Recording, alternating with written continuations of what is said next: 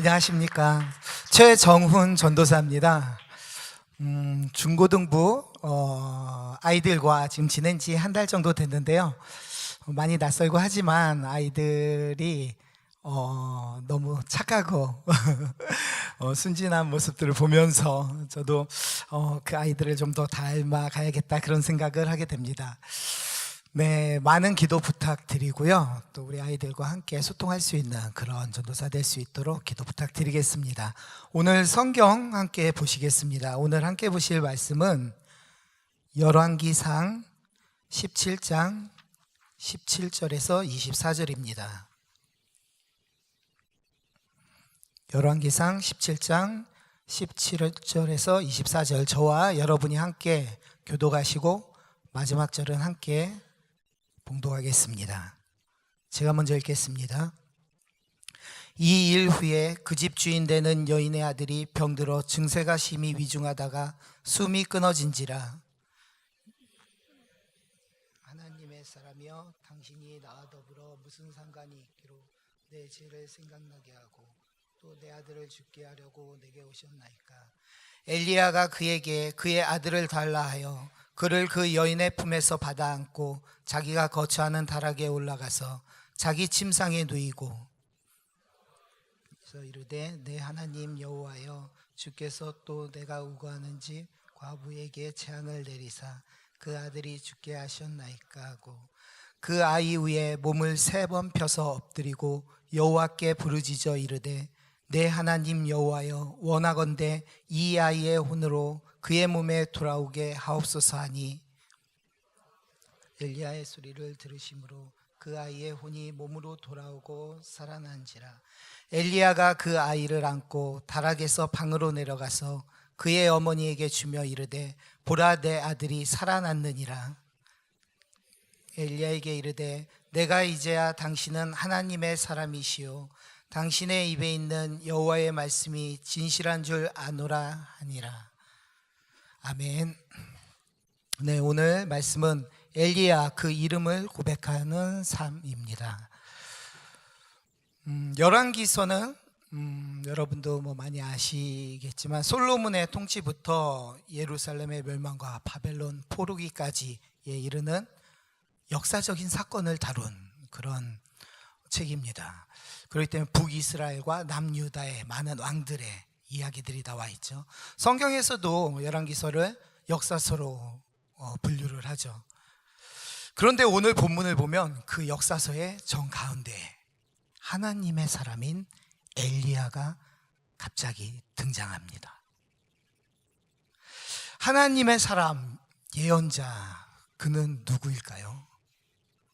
예언자는 어떤 사람일까요? 흔히 우리가 예언이라고 얘기하면 장래의 일을 말하는 것, 일기예보 같은 그런 예언을 생각할 수 있는데, 사실 이 예자는 미리 예자가 아니라 맡길 예자입니다. 그러니까 무엇을 맡겼다는 뜻이죠. 하나님께서 그에게 하나님이 하시고자 하는 말씀을 맡기신 거고요. 그 말씀을 그대로 선포하는 게 예언자입니다.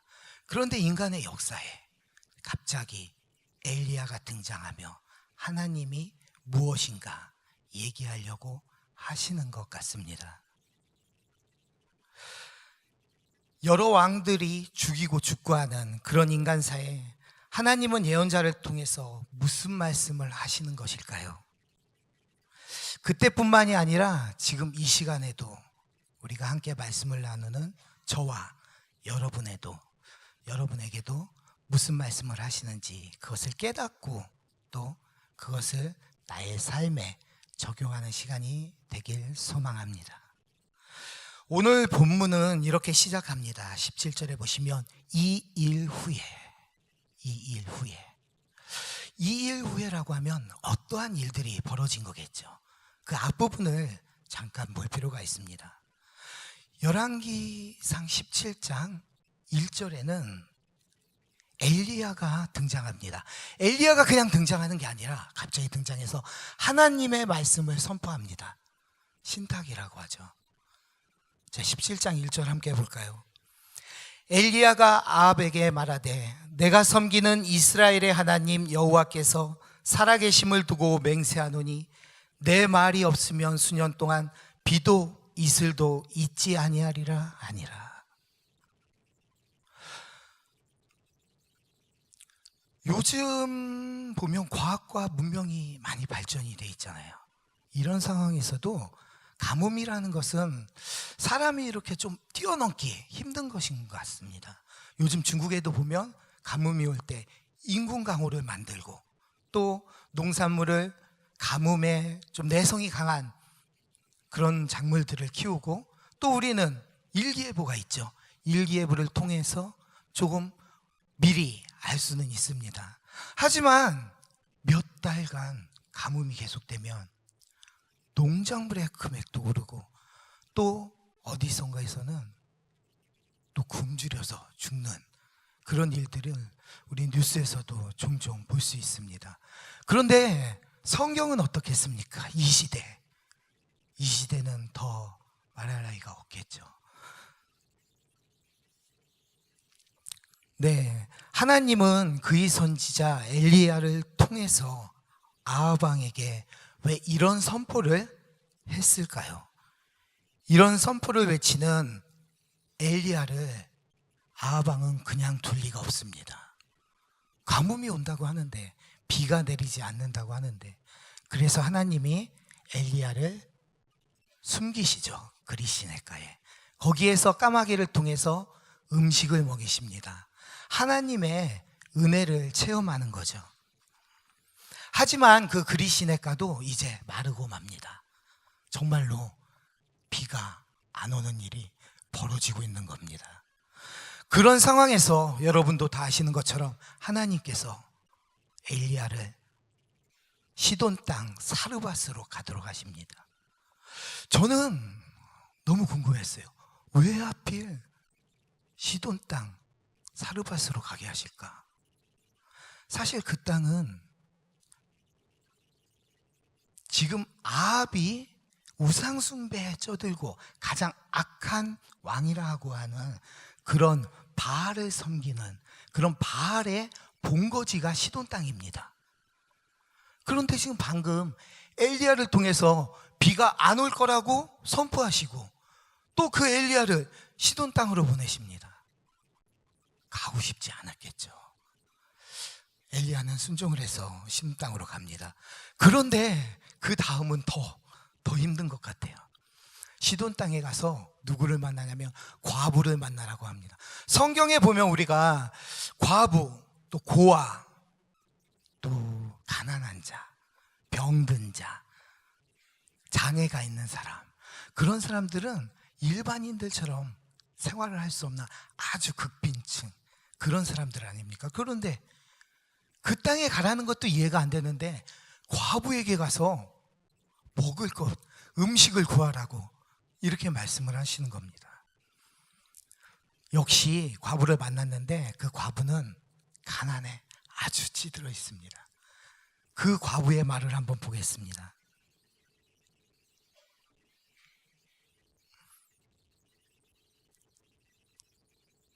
당신의 하나님 여호와께서 살아계심을 두고 맹세하노니 음식을 만들어 먹고 그 후에는 죽으리라.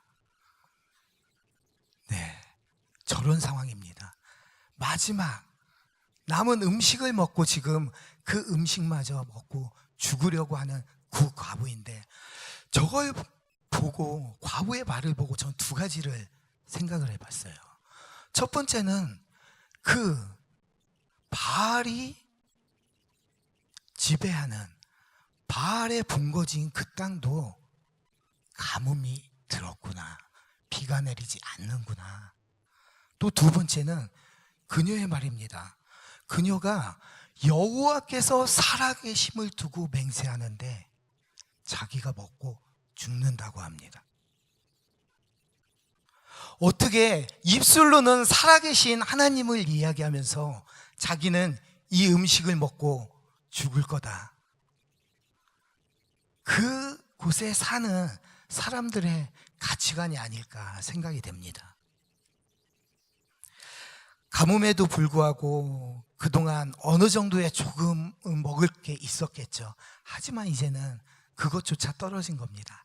마지막 양식을 먹고 죽는다고 고백하는 그런 과부에게 음식을 달라. 하나님의 말씀이기 때문에 엘리야는 그대로 행합니다. 그리고 우리가 다 아는 것처럼 결론적으로 사르밧 과부는 하나님의 사람인 엘리야에게 음식을 주고 또 복을 받습니다. 하나님의 말씀으로 비가 내리게 될 때까지. 네, 이게 이 전반부의 일입니다. 그런데 오늘 어떻게 시작했죠? 이 일 후에. 아주 좋은 것 같아요. 네, 음식도 주시고 이제 과부와 아들이 잘 살길. 잘 사는 것까지는 아닌 것 같아요. 하지만 음식이 넉넉히 이제 먹을 수 있는 거죠. 그런데 이 일 후에 어떤 일이 벌어집니까? 18절을 보시면 17절입니다. 이 일 후에 그 집 주인 되는 여인의 아들이 병들어 증세가 심히 위증하다가 숨이 끊어진지라. 아들이 죽은 것입니다. 아들이 죽자 여인은 엘리야와 하나님을 원망합니다. 하나님의 사람이여, 당신이 나와 더불어 무슨 상관이 있기로 내 죄를 생각나게 하고 또 내 아들을 죽게 하려고 내게 오셨나이까. 하나님은 왜 이렇게 죽게 될 아들인데 음식을 공급해서 살리셨을까요? 또 살리셨으면 계속 행복하게 살 줄 알았는데 왜 이제 와서 또 그 아들은 죽게 된 것일까요? 점점 저는 의문에 의문으로 들어가고 있었습니다. 과부에게 아들은 그 존재 이상인 것입니다. 과부의 말대로 그 과부의 죄 때문에 과연 아들이 죽었을까요? 아니면 이후에 나오는 엘리야가 하나님께 부르짖을 때 엘리야는 그렇게 말합니다. 하나님이 그 과부에게 재앙을 내리사 죽게 하셨다. 하나님이 재앙을 내리신 걸까요? 그 일로 엘리야는 하나님께 울부짖습니다. 그리고 여호와께서 엘리야의 소리를 들으시고 아이를 살리십니다. 엘리야처럼 기도하십시오. 하나님께 간절히 부르짖으십시오. 그러면 하나님께서 응답하십니다. 가난한 과부처럼 순종하십시오. 내 형편이 어려울수록 순종하십시오. 그러면 과부처럼 쓸 것이 넘칩니다. 물론 이런 설교를 할 수도 있습니다. 이런 설교가 나올 수도 있고요. 하지만 하나님이 비를 멈추시고 엘리야를 통해서 그 우상의 본거지에 들어가게 하시고 기적을 행하셨는데 또 그 과부의 아들을 죽게 하신 일련의 사건이 과연 이 이야기로 만족할 수 있을까요? 하나님은 그 이상의 것을 말씀하시는 것 같습니다. 그 말씀은 바로 그녀의 고백을 통해서 알 수 있습니다. 24절에 여인이 엘리야에게 말했다. 이제야 당신이 거룩한 사람인 것을 알겠습니다. 당신의 말씀은 참된 하나님의 말씀입니다. 바로 이 고백입니다. 하나님께서 원하시는 것은 바로 이 고백을 원하셨던 겁니다. 하나님이 없는 것 같은 그 땅 시돈에 우상이 지배하는 그곳에서 하나님이 참된 하나님이심을 선포하게 하시는 것입니다. 그것도 이방 여인의 입술을 통해서입니다. 이쯤 됐으면 앞에 부분으로 돌아가서 우리는 1절부터 다시 한번 훑어볼 필요가 있습니다. 1절에 보면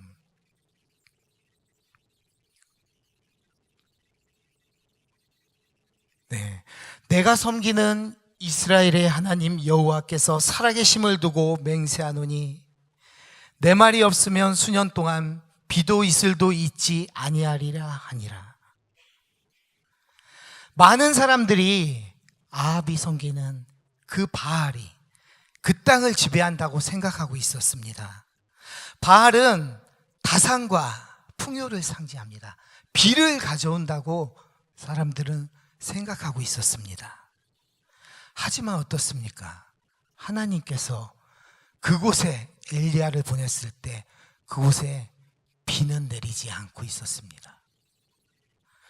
가뭄을 시작으로 하나님께서 이 땅의 진정한 왕이 누구신가를 보여주신 것입니다. 한발라가 그 다음에 시돈 땅 사르밧으로 이동해 봅니다. 아까 말씀드린 것처럼 아합은 시돈과 두로, 성경에서 많이 나오는 지역인데요, 바닷가, 그 지역은 아주 자원이 풍부하고 무역이 있기 때문에 풍요로운 지역입니다. 아마 그 풍요로운 것들을 쫓아 아합은 그 지역의 딸인 이세벨과 결혼을 한 겁니다. 그 이세벨은 바알 우상을 가지고 들어오고 그것으로 인해 북이스라엘과 남유다는 우상 숭배에 시작하게 됩니다. 그곳에 가보니 어떻습니까? 풍요의 우상이라고 하는 그 본거지에는 먹을 것이 없어서 오늘 하루 먹고 죽겠다는 그런 과부가 엘리야를 기다립니다. 우리는 다 속고 있었던 것이죠. 오히려 그곳에서 기적을 행하시는 분은 여호와 하나님이십니다. 살아계신 하나님이시죠. 심지어 하나님은 죽은 아들까지 살리시는, 그 죽음까지 주관하시는 그런 참 하나님이십니다. 그 선포는 바로 시돈 땅 사르밧 과부를 통해서 고백되어진 것입니다. 누가복음에 보면 예수님이 그 사르밧 과부를 이야기하는 장면이 나옵니다. 내가 진정으로 너희에게 말한다. 엘리야 시대에 3년 6개월 동안 하늘이 닫혀서 온 땅에 기근이 심했을 때 이스라엘의 과부들이 많이 있었지만 하나님이 엘리야를 그 많은 과부 가운데 다른 아무에게도 보내지 않으시고 오직 시돈에 있는 사렙다 마을의 한 과부에게만 보내셨다.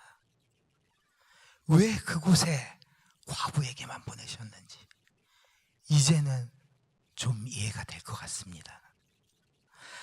살아가는 성도 여러분, 살아계신 하나님을 언제 고백해 보셨나요?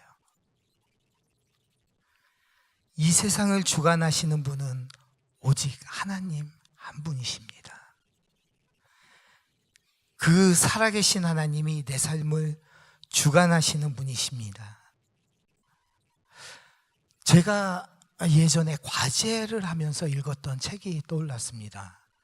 월터 브루그만의 예언자적 설교라는 책인데요, 너무 힘들었어요. 사실 한 5번 읽은 것 같은데, 근데 그 책이 떠오르고 거기에서 보면 지배적 내러티브와 대안적 내러티브라는 것이 나옵니다. 오히려 우리가 사는 이 세상은 지배적 내러티브입니다. 그리고 설교자를 통해서 선포되는 하나님의 말씀, 하나님의 세계가 대안적 내러티브가 되는 거죠. 그런데 그 책에서 열왕기상의 말씀을 하면서 이런 말이 있습니다. 야훼 내러티브는 지배적 내러티브의 진정한 대안으로 인식되는 경우가 드물고 지배적 내러티브의 각주 내지는 자극제 정도로 간주될 뿐 진정한 대안으로 인식되지 않기 때문에 그만큼 어려운 것이다. 하나님의 내러티브가 우리의 삶에서 각주 내지는 자극제로 쓰인다는 거예요. 그만큼 힘들기 때문에 우리가 우리에게 선포되는 말씀이 있어도 그 대안적 내러티브가 우리의 삶을 움직이기가 쉽지 않다고 이야기하는 겁니다. 오늘 본문을 통해 여러분께 질문을 드리고 싶습니다. 하나님의 백성은 왜 바알을 따라갔을까요? 나는 지금 그럼 어떤 삶을 따르고 있나요? 내가 고백하는 하나님은 혹시 내 삶의 자극제는 아닌가요? 지금도 많은 사람들이 그때처럼 하나님이 없다고 말합니다. 하나님이 살아계신다면 한번 그 음성을 듣고 싶다고. 아니면 하나님, 내 눈에 한 번만 하나님을 보여주세요. 그럼 내가 하나님을 믿을게요. 많은 사람들이 그렇게 얘기합니다. 태초에 말씀이 계시니라. 이 말씀이 하나님과 함께 계셨으니 이 말씀은 곧 하나님이시니라. 말씀이 육신이 되어 우리 가운데 거하심에 우리가 그의 영광을 보니 아버지의 독생자의 영광이요 은혜와 진리가 충만하더라. 하나님은 살아계셔서 오늘도 내 안에 거하십니다. 예배를 통해서 또 말씀을 통해서 때론 찬양을 통해서 우리 안에 거하신 하나님을 우리 삶에서 고백하도록 만드십니다. 엘리야 그 이름을 고백하는 삶이 되길 소망합니다. 하나님은 여호와는 하나님이십니다. 여호와는 나의 하나님이십니다.